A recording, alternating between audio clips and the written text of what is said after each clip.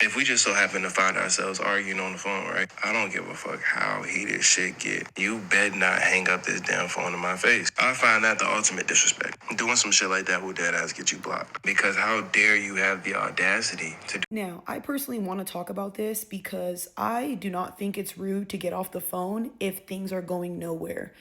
I'm the type of person that I know how I get when I am upset. And one of the things I've done and mastered is shutting down completely and closing my mouth. And guess what I need? A breather. No, I don't have an avoidant attachment style. I actually have an anxious one. But I've learned in therapy not to do that because if you keep going on in a tangent, going on and on and on, you will say things you don't mean and you guys will go back and forth. And you know what really sucks? Have you ever tried to say a word to your partner and they're misconstruing everything you say on purpose or not listening to you because, again, you're in the heat of the moment, all the adrenaline rushing, and you're trying to be right. You're not trying to hear me out.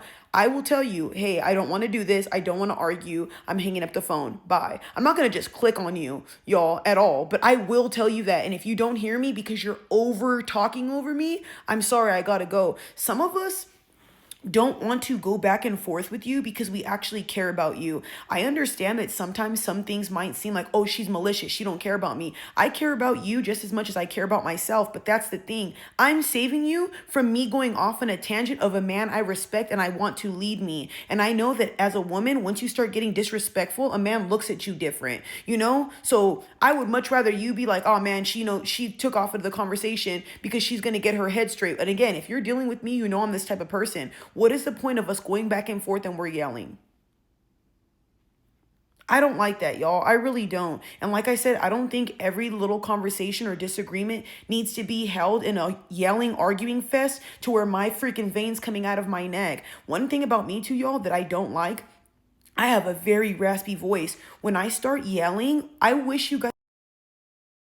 Anyway, like I was saying, y'all, I have a really raspy voice. When I start yelling, my voice goes out, especially when I'm too loud. I don't like that. A lot of y'all want to deal with these immature little kid ass type of women. You deal with a grown woman like me. I'm sorry. I'm going to tell you, babe, I love you. I care about you, but I'm hanging up the phone because I would much rather us be kumbaya later than keep going off on a tangent. And like I said, there's no point of going back and forth when we're screaming.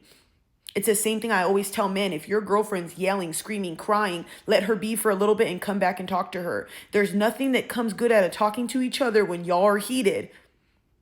I'm telling you, you guys end up saying the worst things back and forth to each other. So like I said, I'd rather just let it go and come back when we are ready. You can be mad at me all you want and you're going to block me because I have emotional intelligence and I want to save the relationship by not being a disrespectful partner.